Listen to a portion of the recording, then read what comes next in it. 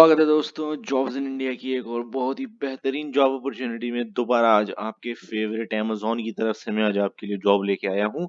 ये जॉब भी आपकी abuse prevention and community trust ops की होने वाली है और ये जॉब आपकी बैंगलोर में है। तो मैं लास्ट वीडियो भी मैं अमेजोन की तरफ से लाया था, वो बायर अब्यूज थी, ये भी अब्यूज प्रिवेंशन की है।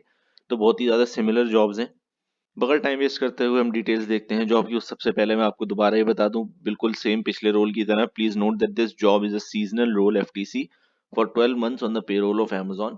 तो ये वाली जॉब भी आपकी 12 महीने की रहने वाली है। एक साल के बाद आपकी ये जॉब खत्म हो जाएगी। इस एक साल की पीरियड में अगर आप अच्छा परफॉर्म करते हैं तो Amazon आपको और जॉब्स ऑफर करता रहेगा। लेकिन आपकी अगर परफॉर्मेंस अच्छी नहीं रहती तो ये एक साल के बाद फिर आपको जॉब ऑफर नहीं करेगा और ये जॉब आपकी खत्म हो जाएगी। तो बगैर टाइम वेस्ट करते हुए जॉब डिस्क्रिप्शन देखते हैं। Selling partner risk operations investigator, तो ये आपका टाइटल होगा। आप selling partner risk operations investigator है।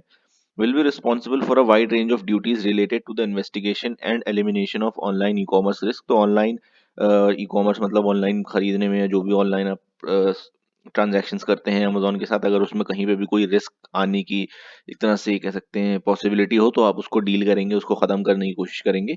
They will have experience in the e-commerce payment space, previous trust and safety experience and experience succeeding in a customer driven workplace।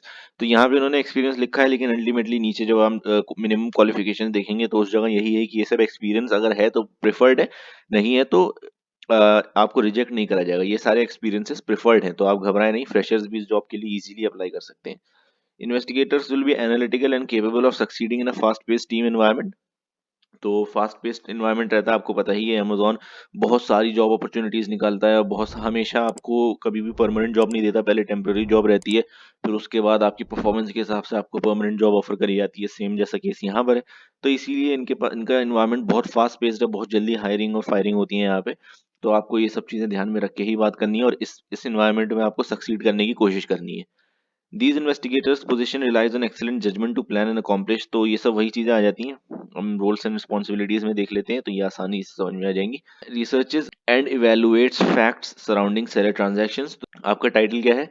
Selling partner risk operations investigator. Selling partners जो होते हैं, जो आपके local selling partners हैं, तो उनसे related जो भी ट्रांजैक्शंस होते हैं, वो उनके कोई खरीद रहा है, वो अमेजोन को क्या पे कर रहे हैं, डिलीवरी से रिलेटेड जो भी ट्रांजैक्शंस हो सकते हैं, उन सबको आपको रिसर्च उसके ऊपर करनी है। देखना है कहीं पे कोई रिस्क तो नहीं है, क्या ऑलरेडी रिस्क है या फिर क्या फ्यूचर में आ सकता है, ये सब चीजें।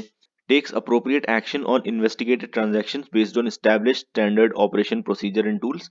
तो जो भी आपका अप्रोप्रिएट एक्शन, जो आपको ट्रेनिंग के दौरान सिखाया जाएगा काम करने का तरीका, उसी तरीके के हिसाब से आपको अपना काम करना है। और जो भी standard operation procedures and tools आपको सिखाए जाएंगे ट्रेनिंग में, टूल्स करने का इस्तेमाल या फिर ऑपरेशन प्रोसीजर क्या रहेगा, ऐसी सिचुएशन में क्या काम करना है, वैसी सिचुएशन में क्या काम करना है, ये सब चीजें आपको अच्छे से सीखनी है और फिर इन्हीं के हिसाब से आपको अपने आगे काम करना है। Documents their actions by providing detailed annotations. तो जो भी वो एक्शंस ले रहे हैं आपके सेलिंग पार्टनर्स, उन सबके डॉक्यूमेंट करते रहने हैं, एक्शंस क्या क्या उन्होंने करा, ताकि आगे जाके उनका यूज कर सकें हम अगर कोई प्रॉब्लम आती है तो। कम्युनिकेट्स विद एक्सटर्नल कस्टमर्स विया फोन और email during the investigation process. तो अगर कोई इन्वेस्टिगेशन आप कर रहे हैं कहीं पे ट्रांजैक्शन की या रिस्क की, तो कस्टमर्स से भी आपको कॉन्टेक्ट करना पड़ सकता है। कम्युनिकेट्स विद इंटरनल कस्टमर्स, तो ये सेम चीज हो गई, एक्सटर्नल कस्टमर्स और इंटरनल कस्टमर्स दोनों से आपको कॉन्टेक्ट करना पड़ सकता है। Understand the issue and make best use of available resources to resolve it. तो जो भी इशू है आप उसको समझें और आपके पास जो भी सहूलतें आपको दी गई हैं, उन सबका अच्छे से इस्तेमाल करके आप उसको सॉल्व करें। सिस्टमैटिकली एस्केलेट प्रॉब्लम्स और variance in the information to the relevant owners teams according to processes and standards. तो सिस्टमैटिकली एस्केलेट का बेसिकली मतलब ये होता है कि आप अपने जो आपके सुपीरियर्स हैं, अगर कोई प्रॉब्लम आ रही है, जितना आप उसमें अपनी तरफ से हल निकाल सकते थे आपने निकाल लिया। उसके बाद क्या है, अब थोड़ी प्रॉब्लम जो बची है वो आपके पावर के बाहर है, ठीक है ना। तो आप क्या करेंगे, अपने सुपीरियर के पास पुश करेंगे, वो देखेगा जितना वो सही कर सकता है उसने सही कर दिया, फिर वो आगे टीम के पास पास करेगा जिसकी वो परेशानी होगी। ठीक है, तो इस तरीके से आपको प्रॉब्लम्स को एस्केलेट करना है उनकी रिक्वायरमेंट के हिसाब से, कि ये जो प्रॉब्लम अब आ रही है इसको कौन सॉल्व कर सकता है, और उसको उसी सिस्टम के हिसाब से उसको एस्केलेट करते रहें, ताकि जो उसको सॉल्व करे उसके पास वो प्रॉब्लम पहुंचे और जल्द से जल्द वो प्रॉब्लम सॉल्व हो जाए। Communicate with internal and external stakeholders के साथ आपको कम्युनिकेट करते रहना है, क्योंकि अल्टीमेटली उनके हिसाब से आपको काफी हद तक काम अपना डिटरमाइन करना पड़ता है कि किस तरीके से काम करना है, कब कब काम करना है। तो स्टेक होल्डर्स एक बहुत ही इंपॉर्टेंट रोल प्ले करते हैं किसी भी जॉब में, तो उनसे भी आपको ऑब्वियसली कम्युनिकेशन करते रहना है। Understand performance metrics to create analysis for driving business goals. Performance metrics आपको दिखाए जाएंगे, आपको समझाए जाएंगे ट्रेनिंग के दौरान। ये बेसिकली एक तरीका होता है मेजर करने का, कोई शख्स कितना अच्छा परफॉर्म कर रहा है अपनी जॉब में, तो आपको भी आपके मैट्रिक्स दिए जाएंगे, उनके हिसाब से आपको काम करना है ताकि आप सक्सीड कर सकें और ऑब्वियसली फिर आपको परमानेंट जॉब मिल सके अमेजोन में। Meet predetermined and assigned productivity targets and quality standards, तो टारगेट्स आपको जो दिए जाएंगे प्रोडक्टिविटी के कि आपको इतना काम करना है या फिर इतने रिस्क को सॉल्व करना है, या फिर आपको क्वालिटी जो बताई जाएगी किस क्वालिटी का काम करना है, कहाँ कहाँ पर क्वालिटी को मेंटेन करके रखना है, ये सब चीज़ें भी देखी जाएंगी कि आप इनको सही से समझ रहे हैं, सही से इनका पालन कर रहे हैं या नहीं। तो ये सब चीज़ें आपको ध्यान में रखनी है, बहुत ही बेसिक है, कोई भी चीज़ ऐसी नहीं है जो बिल्कुल ही समझ से बाहर हो कि यहाँ तो ये समझ ही नहीं आया क्या करना होगा कैसे करना होगा। तो बेसिक रोल्स एंड रिस्पॉन्सिबिलिटी है। बेसिक क्वालिफिकेशंस देख लेते हैं। Education qualification, graduate in any discipline, कोई सा भी ग्रेजुएट इन जॉब के लिए अप्लाई कर सकता है। वर्क एक्सपीरियंस 0 to 5 years, तो जैसे कि मैंने बताया था फ्रेशर्स भी अप्लाई कर सकते हैं। इन्होंने जो ऊपर एक्सपीरियंस मेंशन करा है वो प्रिफर्ड है, अगर है तो बहुत अच्छी बात है, नहीं है तो आपको रिजेक्ट नहीं करा जाएगा। हो सकता है दूसरी स्किल्स जो इन्होंने मांगी हो वो आपके अंदर बहुत अच्छी हो, तो ये एक्सपीरियंस वाले को हटाकर आपको जॉब दे दें। ठीक है, तो अप्लाई करने से बिल्कुल भी ना डरें, आपको कहीं नहीं पता कि आपको कहाँ पर अपॉर्चुनिटी मिल जाएगी। नहीं, अगर नहीं हो पा रहा है तो जॉब्स तो मैं रोज लेके ही आता हूँ, रोज अप्लाई करें नई नई पर। कम्युनिकेशन स्किल्स एक्सीलेंट होनी चाहिए ऑब्वियसली, क्योंकि आपको काफी ज्यादा कम्युनिकेशन करना पड़ेगा अपने स्टेक होल्डर्स के साथ, टीम लीडर्स के साथ, कस्टमर्स के साथ। Ability to handle and interpret large sets of data, तो आपको डेटा के साथ भी डील करना है ऑब्वियसली, क्योंकि जैसे कि मैंने बताया आप रिस्क हैंडल करेंगे तो आपको डॉक्यूमेंट्स अपने भी डॉक्यूमेंटेशन करना है, सेलर पार्टनर से रिलेटेड डॉक्यूमेंट्स आपके पास होंगे, तो बहुत सारा आपके पास डेटा होगा, तो आप ऑब्वियसली उसको मैनेज कर सकें अच्छे से। Demonstrated ability to work in a team in a dynamic environment, तो अगर आपके पास कोई पुराना एक्सपीरियंस है जहाँ पे आपने टीम के साथ मिलकर काम करा होगा, चाहे वो स्कूल का हो सकता है, कोई आपने प्ले करा हो, कॉलेज का हो सकता है, कुछ भी हो सकता है, अगर आपके पास है तो बहुत अच्छी बात है, आप यहाँ पे उसको बता सकते हैं। प्रिफर्ड क्वालिफिकेशन क्या है? ऑब्वियसली एक्सपीरियंस है, अगर आपके पास कोई एक्सपीरियंस है प्रॉब्लम सॉल्विंग या एनालिटिकल स्किल्स का तो आप वो जाहिर कर सकते हैं। Proven ability to work productively, दोबारा वही चीज आ गया, अगर आपने कहीं पे भी किसी भी टाइम के लिए जॉब करी है तो ये सारी की सारी क्वालिफिकेशंस आपके अंदर ऑलरेडी हैं। ठीक है ना, ये कोई ऐसी चीज नहीं है कि ये सॉफ्टवेयर आना चाहिए या ये काम आना चाहिए। अगर आपने काम करा है तो ऑब्वियसली प्रॉब्लम सॉल्विंग आपने वहां करी ही होगी, अगर आपने काम करा है तो आपने अच्छे से प्रोडक्टिवली एंड एफिशिएंटली भी काम करा होगा। Proven ability to clearly communicate, obviously communicate भी आपने वहां पे करा होगा, चुपचाप तो पूरा काम नहीं कर लिया होगा। Global perspective and solid understanding of business objectives को, आपको जो काम बताया गया है, आपके जो ऑब्जेक्टिव्स बताए गए हैं, आप उनको अच्छे से समझ सकें और फिर उनके हिसाब से काम कर सकें, ऑब्वियसली ऐसे ही आपने पिछली जॉब में भी करा होगा। Excellent attention to detail and work with the highest level of accuracy, कोई भी जानबूझ के गलतियां तो नहीं करता है, अपनी तरफ से हम पूरी कोशिश करते हैं कि हर काम सही से हो, तो ऑब्वियसली अगर आपने कहीं पे भी जॉब करी है तो ये सारे प्रिफर्ड क्वालिफिकेशंस आपके पास होंगी, लेकिन अगेन ये प्रिफर्ड क्वालिफिकेशंस है, जरूरी नहीं है इनका होना, अगर है तो बहुत अच्छी बात है। ये शिफ्ट्स आपकी रोटेशनल रहने वाली हैं, जैसे कि मैंने पिछली जॉब में भी बताया था, बहुत सिमिलर जॉब है ये भी।